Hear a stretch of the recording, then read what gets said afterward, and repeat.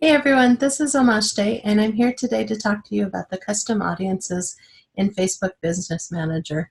I'm going to assume that you've logged into Business Manager. You can see up here in my address bar, business.facebook.com, Ads Manager, Audiences. So this is where I'm at. In here, this is a little bit confusing just because they have audience insights under Analyze and Report, and then they also have under Advertise, they have audiences. So this audiences is what you use when you're actually going to run an ad. The audience insights, this is where you want to use targeting. And this is where I'm going to reference the linked worksheet that I have here, this one, the Facebook Custom Audiences worksheet. So you use this worksheet, you fill this out, ideally ahead of time, and then you come into this Facebook Audiences. You can choose, so I have, just to kind of get you caught up, so I've gone here, Audience Insights. You can choose not to show this again if you want, or you can, choose it each time. So everyone on Facebook or people connected to your page. I'm going to choose everyone on Facebook just because. You can also choose down here if you want to connect to any of your pages. You can do that later. So this is the worksheet maps out exactly what your options are here. So you just go ahead and fill it in. You can choose other countries, like if you wanted to go in the United Kingdom,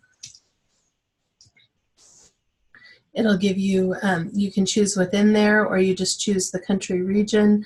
It's going to add, so you have a United Kingdom, United States, Australia.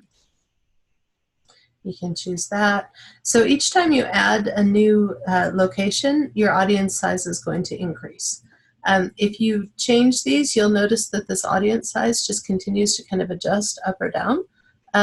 I had some troubles serving ads, let's see, to people who are 18, so I started setting them at 20 or higher.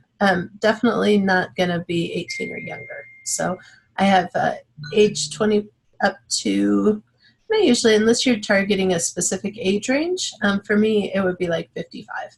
So 20 to 55 is about where I say if you get too few people, then you can always adjust that too. Now this is where the interests come in. You can look through Facebook's categories if you'd like. So this, if you chose advertising as an interest, you get 35 to 40 million people.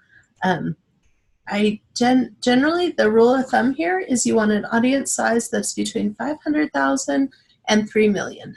Anything more than that and your targeting is going to get too loose, and anything less than that, Facebook's not going to be able to give you a good sampling to kind of serve ads to.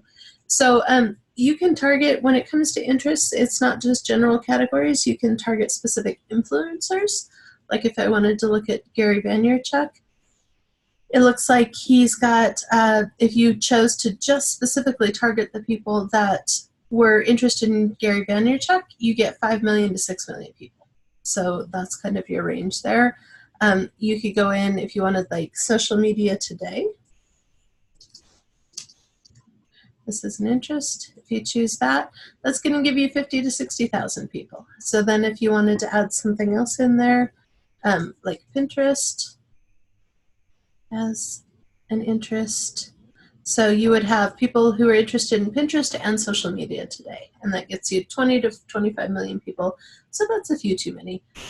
So you can take that out. So notice that the demographics, the relationship status, Facebook is telling you based on your broad targeting what these specific people are going to look like. So if I'm looking at these groups in this age range interested in Pinterest, 3% of these people, let's see, 52% are married.